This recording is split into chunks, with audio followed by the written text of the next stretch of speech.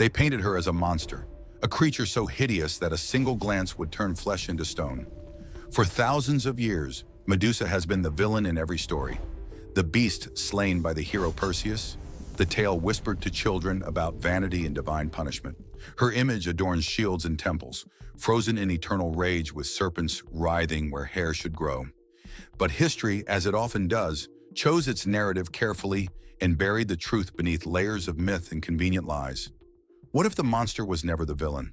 What if the night Medusa became what she is remembered as was not a punishment, but a plea that went unanswered? There exists a version of this story that was deliberately erased, a chapter so disturbing that those who knew it agreed to let it fade into silence. This was not a tale of justice served or divine order maintained. It was something far darker, far more human, and infinitely more tragic than any legend could capture. Before we unveil this hidden truth, take a moment to subscribe to the channel and turn on notifications so you never miss the stories history tried to bury. Now let us begin. The story you know speaks of a beautiful maiden who dared to compare herself to a goddess and paid the ultimate price for her arrogance. But beauty, as Medusa would learn in the most devastating way possible, was never a gift. It was a target painted on her back from the moment she drew her first breath, an invitation for violence dressed up as admiration. The night everything changed began not with pride or defiance, but with terror so profound it altered the very fabric of her existence. What happened in Athena's temple, in those hours when moonlight struggled to penetrate the marble columns, was not divine punishment descending upon a vain mortal. It was a young woman crying out for help that never came, screaming into the darkness for salvation from a fate she did not deserve and could not escape. The gods heard her. One god in particular heard every word, every plea, every desperate prayer, and the response she received would prove that sometimes the cruelest monsters wear crowns and sit on thrones while their victims are transformed into the creatures that haunt our nightmares. Medusa had not been born into myth or legend, but into the quiet, ordinary life of a temple servant's family. Her mother had dedicated her existence to Athena's service, sweeping the marble floors and tending the eternal flame that burned in the goddess's honor. Her father had died when Medusa was young, his name forgotten by everyone except the daughter who carried his kindness in her smile. From childhood, Medusa understood that her life would be one of devotion and simplicity, and she had welcomed that future with the genuine faith of someone who believed the gods protected those who served them faithfully. The temple was her home, its cool shadows and echoing halls more familiar to her than any other place in the world. She knew every crack in the floor, every place where sunlight entered at different times of day, every hidden corner where one could sit in peaceful contemplation. The other priestesses had watched Medusa grow from a quiet child into a young woman whose beauty became impossible to ignore. It was not the dramatic, commanding beauty that drew crowds and inspired poets. Instead, it was something softer and more genuine, a loveliness that seemed to radiate from some inner light, rather than from any arrangement of features. Men began to linger near the temple, offering donations that were clearly excuses to catch a glimpse of her. Merchants found reasons to deliver goods personally rather than sending servants. Even sailors passing through the port would climb the hill to Athena's sanctuary, claiming devotion to the goddess while their eyes searched for the young priestess everyone spoke about in hushed, admiring tones. Medusa found their attention uncomfortable and confusing. She had taken vows of chastity, dedicating her life and body to Athena's service, and the way these men looked at her felt like a violation of something sacred. She began to hide when possible, volunteering for tasks that kept her away from public view, spending her time in the temple's interior chambers where only the most devout were permitted to enter. Her mother noticed the change and worried, but Medusa insisted she was simply being careful, simply protecting her commitment to the goddess. There was shame mixed with her discomfort, a nagging feeling that somehow she was responsible for the unwanted attention, that her face had betrayed her vows even as her heart remained true. Athena's temple stood on a cliff overlooking the sea, isolated enough to offer sanctuary, but accessible enough to serve the community that depended on the goddess's favor. At night, when the worshippers departed and the priestesses completed their evening rituals, the building became a place of profound stillness. Medusa loved these quiet hours, walking through the empty halls with only the sound of distant waves and her own footsteps for company. She would stand before Athena's statue, an imposing figure carved from marble that seemed to glow in the moonlight, and speak to the goddess as if to a friend. She shared her fears and hopes, her gratitude for the life she had been given, her determination to serve faithfully despite the complications that beauty had introduced into what should have been a simple existence. But there was another presence that had begun to notice Medusa, one that had nothing to do with devotion or faith. Poseidon, god of the seas that crashed against the cliffs below the temple, had seen her during one of his many journeys across the mortal realm. Unlike the human men who admired from a distance, Poseidon felt no need for restraint or propriety. He was a god, and gods took what they desired without consequence or apology. The fact that Medusa had sworn herself to his niece's service meant nothing to him. If anything, it added an element of interest to the pursuit, a challenge that appealed to his sense of divine superiority. He began to visit the temple in disguise, watching her movements, learning her routines, waiting for the perfect opportunity to act on desires that recognized no boundary between divine will and mortal autonomy. The other gods knew of Poseidon's intentions long before Medusa had any reason to suspect danger. Athena herself had been informed by messengers who thought she might intervene to protect her devoted servant. But the goddess remained silent, neither warning Medusa nor taking action to prevent what was clearly approaching. Some would later claim she was bound by divine politics, unable to directly oppose another Olympian without risking eternal conflict. Others whispered that Athena's famous wisdom included a cold calculation that sometimes sacrificed individuals to maintain larger structures of power. Whatever her reasoning, the goddess who Medusa trusted absolutely, who she believed would protect her faithful servants, chose to do nothing as danger circled closer with every passing night. Medusa's mother began having dreams that filled her with inexplicable dread. She would wake gasping, unable to remember details but certain that something terrible was approaching her daughter. She tried to convince Medusa to leave the temple, to visit distant relatives in another city, to take any excuse that would put distance between the girl and whatever fate was bearing down upon them. But Medusa refused, interpreting her mother's fears as simple anxiety, assuring her that they were safe in Athena's house, that no harm could come to those under the goddess's protection. Her faith was absolute, unshakable, the kind of belief that makes betrayal, when it finally arrives, all the more devastating for being completely unexpected. The evening began like countless others before it, with Medusa completing her duties as the sun descended toward the horizon and painted the sky in shades of amber and rose. She had helped prepare the evening offerings, swept the temple steps, and assisted an elderly woman who came seeking Athena's blessing for her sick grandson. When the last worshiper departed and the other priestesses retired to their quarters, Medusa remained behind to extinguish the ceremonial lamps and ensure everything was properly arranged for the morning rituals. She moved through the familiar space with practiced ease, humming softly to herself, completely unaware that she was being watched from the shadows gathering in the temple's corners. Poseidon entered when the moon reached its apex, casting silver light through the high windows and creating patterns on the marble floor that looked almost like waves.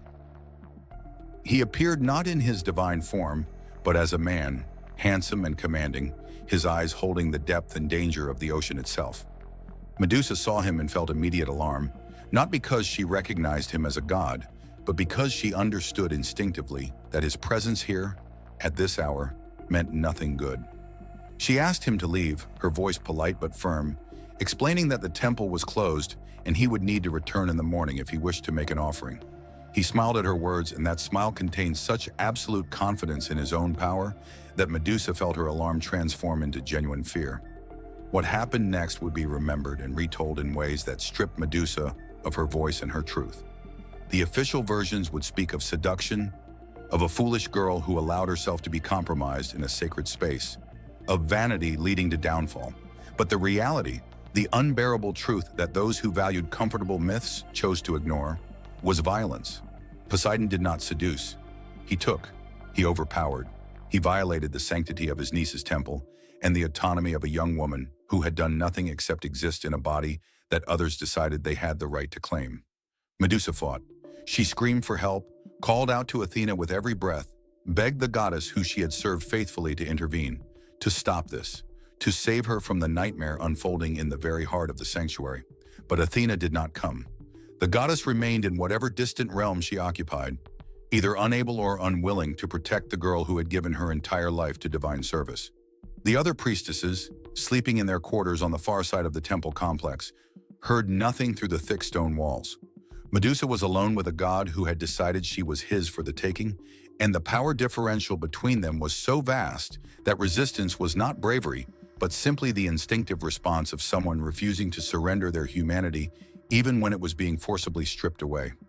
When it was finally over, when Poseidon departed as casually as he had arrived, Medusa lay on the cold marble floor of Athena's temple, broken in ways that went far beyond the physical.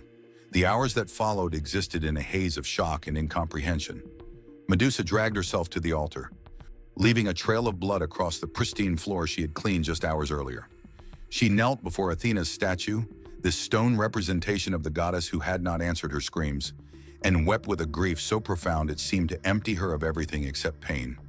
She prayed through her tears, not for vengeance or justice, but simply for understanding.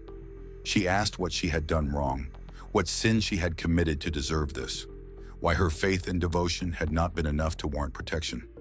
The statue remained silent, cold marble offering no comfort, no answers, no acknowledgement of the devastation that had occurred in its very shadow. As dawn approached, something inside Medusa began to shift. The shock was giving way to a different emotion, one that burned hotter and cut deeper than anything she had felt before. Anger, not the righteous fury of someone seeking justice, but the cold, focused rage of someone who had finally understood that justice was never going to come. She had served faithfully, lived purely, honored every vow she had ever made, and it had meant nothing. Her devotion had not protected her. Her goddess had not saved her. The sacred space she had trusted absolutely had proven to be as vulnerable to violation as her own body. Everything she had believed about divine protection, about righteousness being rewarded and the faithful being sheltered, had been revealed as beautiful lies told to make an unjust world seem bearable. Medusa stood, her body aching, her spirit fractured but not yet destroyed. She walked to the temple's entrance and looked out at the sea, at the domain of the god who had destroyed her life without consequence or remorse. The waves crashed against the cliffs with their eternal rhythm, indifferent to mortal suffering, unconcerned with the violence that had been committed in service to divine appetite. She wondered if anyone would believe her if she spoke the truth. She already knew the answer. Who would take the word of a mortal girl over the convenience of blaming her for her own assault? Who would challenge a god when it was so much easier to question why she had been in the temple alone? What she had done to invite his attention, how her beauty had somehow made this inevitable. As the sun rose and light flooded the temple, painting everything in gold that felt obscene given what had occurred in the darkness, Medusa made a decision. She would not hide what had happened. She would not accept blame for violence committed against her. She would go to Athena directly, petition the goddess formally, demand the protection that should have been given freely to any servant who called out for help. It was a decision born from trauma and anger, from the naive belief that surely when confronted with the truth, divine justice would prevail. She did not yet understand that gods protect their own interests first, that divine politics matter more than mortal suffering, that her pain was insignificant compared to the importance of maintaining relationships between Olympian powers. The formal petition to Athena required rituals that Medusa performed with shaking hands and a heart that alternated between hope and dread. She purified herself in the sacred spring, though the water could not wash away what had been done to her. She dressed in ceremonial robes that felt like a costume now, a reminder of the person she had been before everything changed. The other priestesses noticed her distress, but attributed it to illness or exhaustion, offering herbal remedies and suggesting rest. Medusa accepted their kindness without explanation, knowing that once she spoke the truth aloud, everything would change in ways she could not predict or control.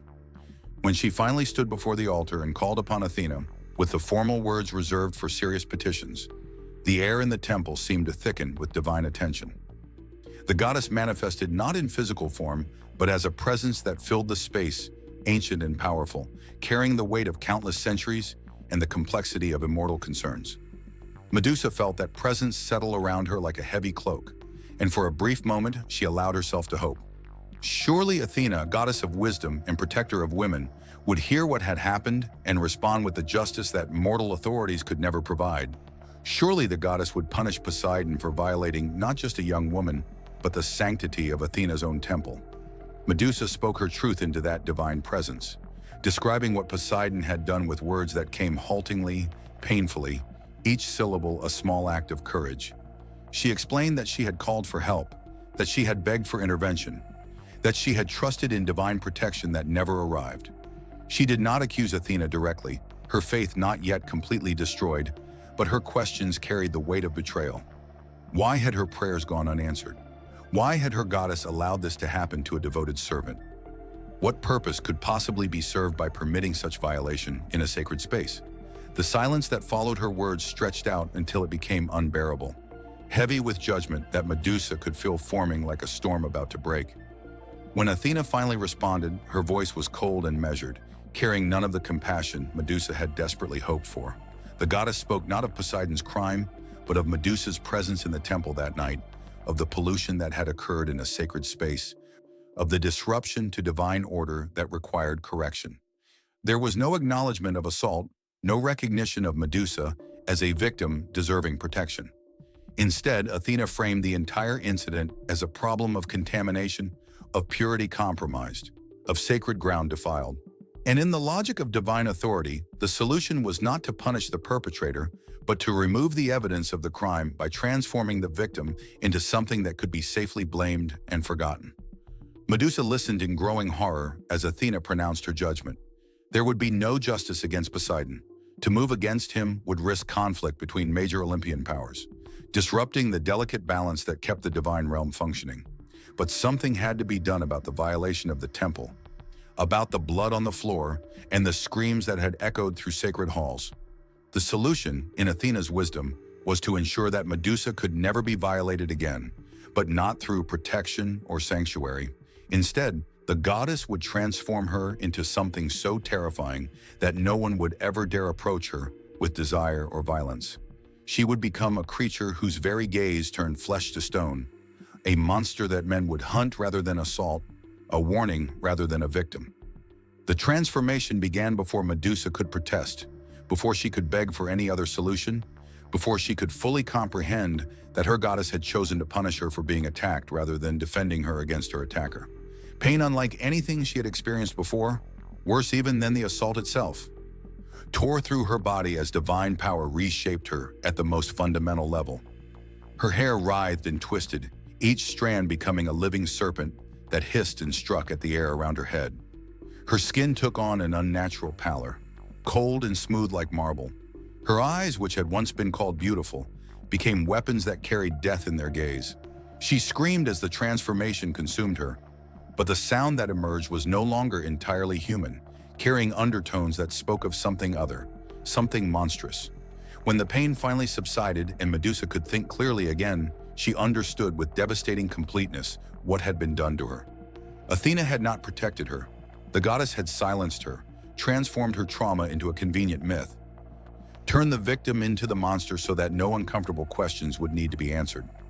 By making Medusa into something terrifying, Athena had ensured that anyone who looked at her would see only a creature to be feared and destroyed, never a young woman who had begged for help and been denied. The transformation was not protection, it was erasure. It was the final, most complete violation, one that stripped away even the possibility of being seen as human, as someone deserving of sympathy or justice. Medusa fled the temple that night, unable to bear standing in the place that had been her home and had become the site of her destruction. She ran through the darkness, her new serpent hair writhing in distress. Her eyes kept carefully downcast because she had already learned, through one horrific accident with a small animal, what her gaze could now do. Behind her, she heard the other priestesses screaming as they discovered what she had become, their voices filled with fear and revulsion rather than the compassion she might have hoped for from women who had known her all her life. To them, she was no longer Medusa, the quiet girl who hummed while she worked and spoke kindly to everyone. She was the monster, the creature that had somehow brought divine wrath upon herself through sins they could only imagine. The journey to the place that would become her final home took her far from the temple, far from everything she had known. She traveled only at night, hiding during the day in caves or abandoned structures, learning through terrible trial and error to navigate a world where she could no longer look directly at any living thing without destroying it. Animals that wandered too close became statues, frozen in their final moments of curiosity or fear. A man who tried to rob her on a lonely road turned to stone mid-threat, his expression of greed immortalized in marble. Each transformation was a reminder of what she had become, each stone figure an accusation carved by her own cursed gaze. The island where Medusa eventually settled existed on no map that sailors trusted. It was a place of jagged rocks and treacherous currents, avoided by ships whose captains told stories of strange lights and unsettling sounds that drove men mad. In truth, the island was simply isolated and difficult to reach, but isolation was exactly what Medusa needed. She found a cave system large enough to provide shelter, with chambers deep enough that no accidental sunlight would reveal her to passing vessels. Here, in this self-imposed exile, she began the process of learning to survive as something neither fully human nor entirely monster, occupying a space between categories that the world had no language to describe. The loneliness was more profound than Medusa could have anticipated. She had been transformed into a creature that could not safely interact with any living being, condemned to exist without touch, without conversation, without any of the basic human connections that make life bearable. She spoke aloud sometimes, just to hear a voice even if it was her own, telling stories to the serpents that had replaced her hair because they were the only creatures she could look at without destroying them. They responded to her emotions, becoming agitated when she was upset, settling into quiet stillness when she achieved moments of peace. In their own alien way, they became her companions, the only living things that could exist in her presence without turning to stone. But Medusa was not entirely alone on her island. Others began to arrive, drawn by rumors of the monster living in the caves, seeking her for reasons as varied as the people themselves. Some were men sent to kill her, heroes looking to make their names by slaying the creature that had become legendary for her curse. These she turned to stone without remorse, feeling nothing as they joined the growing garden of statues that surrounded her cave entrance. They came seeking violence, and she gave them the permanent stillness they had tried to inflict upon her. Each statue was a form of justice, crude and unsatisfying, but the only power she possessed in a world that had stripped everything else away. Yet not everyone who found their way to Medusa's island came seeking her death. Some arrived by accident, sailors whose ships had been blown off the course and who stumbled upon the cave while searching for fresh water or shelter. These encounters were more complicated, more painful, because they reminded Medusa that she had once been capable of kindness and was now forced to be a killer simply to protect herself. She tried to warn them away, calling out from the shadows to tell them to leave, to get back on their ships and forget they had ever seen this place.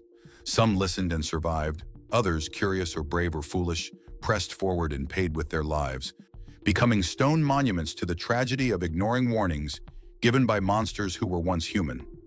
Among the accidental visitors was a young woman who arrived one storm-racked night, her small fishing boat shattered on the rocks, her body battered by waves but still alive. Medusa heard her cries for help and felt something inside her chest twist painfully, a reminder of who she used to be and what she had lost. She approached carefully, calling out warnings, but the woman was too injured and disoriented to understand the danger. Medusa faced an impossible choice: let the woman die from exposure and injury, or try to help her while keeping her eyes averted and hoping desperately that the woman would not look up at the wrong moment.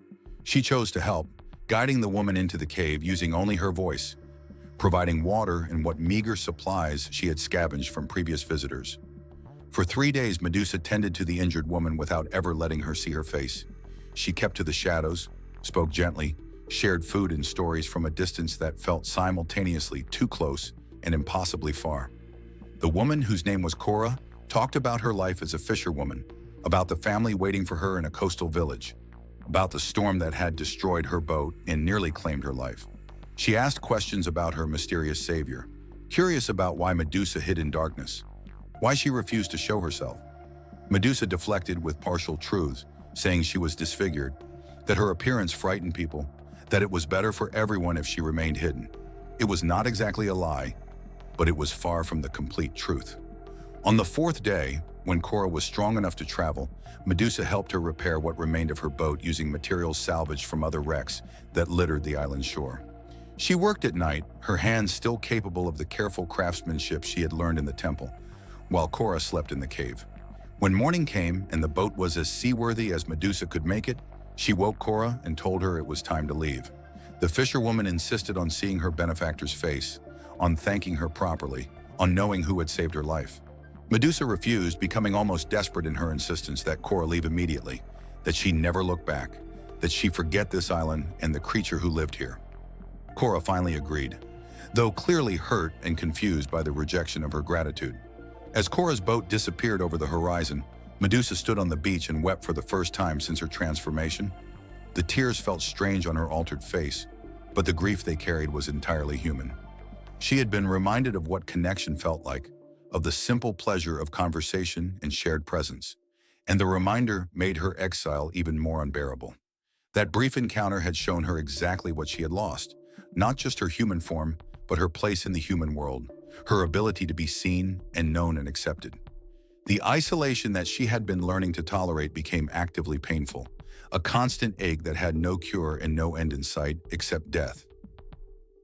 Perseus arrived on a golden afternoon when the sea was deceptively calm and the sky held no hint of the violence about to unfold. He came seeking glory, armed with gifts from gods who had their own reasons for wanting Medusa dead. A mirrored shield from Athena, winged sandals from Hermes, a sword that could cut through anything, and a bag that would contain whatever was placed inside it. He was young, confident, convinced of his own righteousness in the way that only those who have never questioned their purpose can be. To him, Medusa was simply a monster that needed to be slain, a quest that would prove his worth and earn him a place among the great heroes of legend. Medusa sensed his approach long before he reached her cave, recognizing the purposeful stride of someone who had come to kill her. She felt tired more than afraid, exhausted by the endless cycle of defending herself against men who saw her only as a trophy to be claimed or a threat to be eliminated.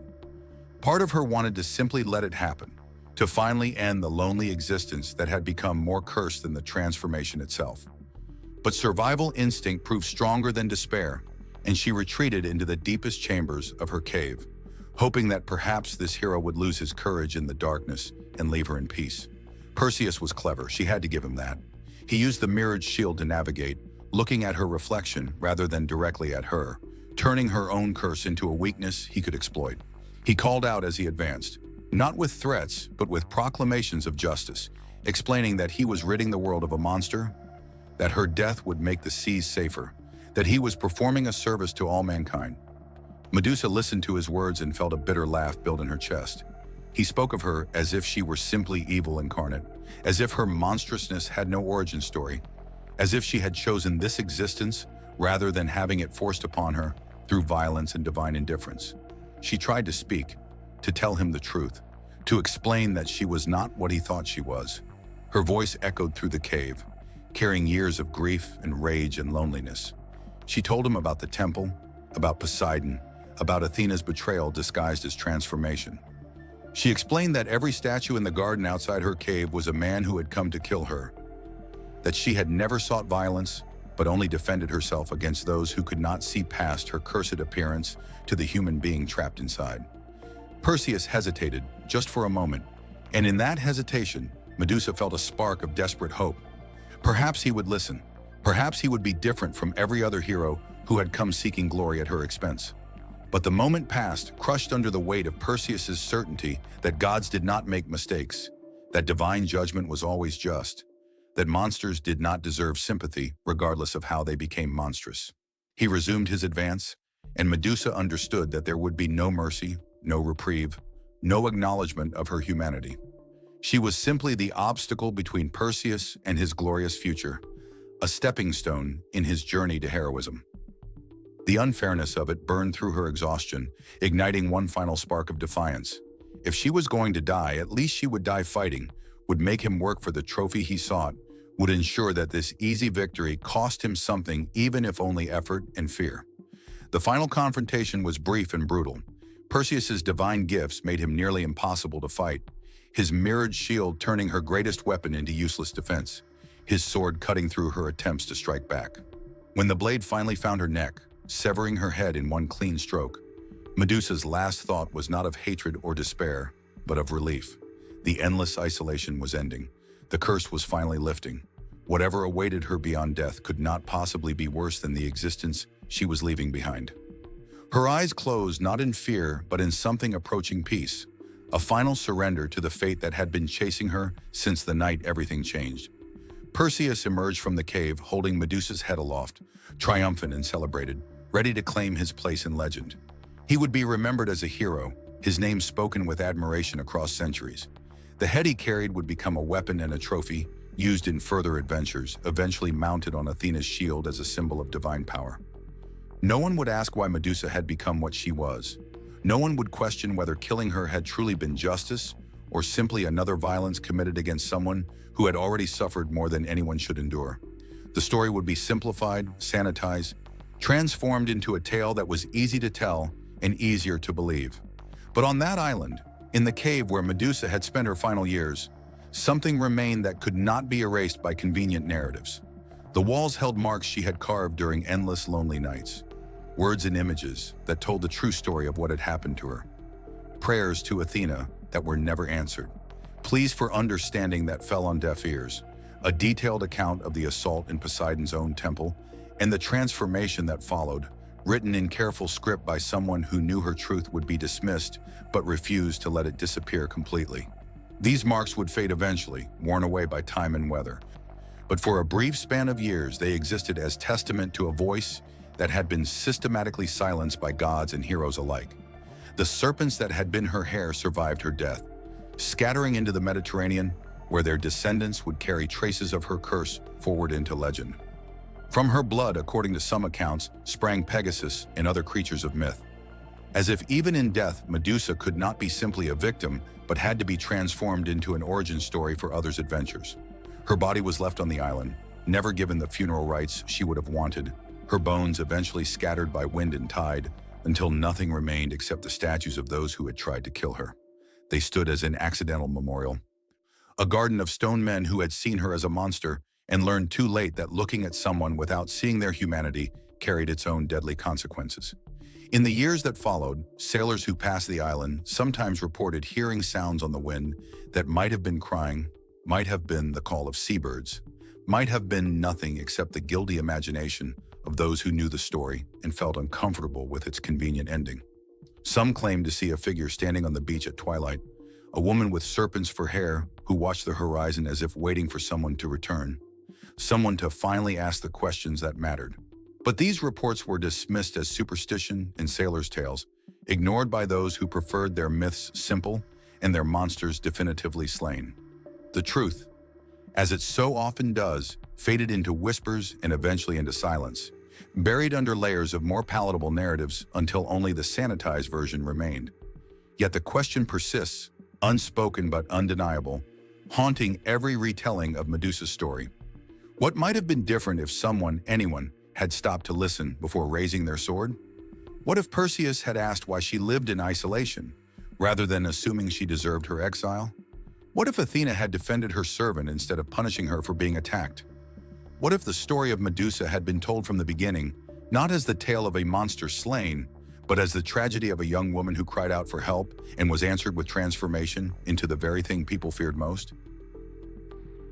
These questions have no answers because the people who could have provided them chose silence instead, chose the comfortable lie over the uncomfortable truth, chose to make Medusa into a monster rather than acknowledge the monstrous things that had been done to her. The stories we repeat shape the world we accept as inevitable. Medusa's tale was rewritten to comfort those who needed to believe justice was served, but some silenced voices echo across millennia, refusing to be forgotten. What other truths are we not hearing?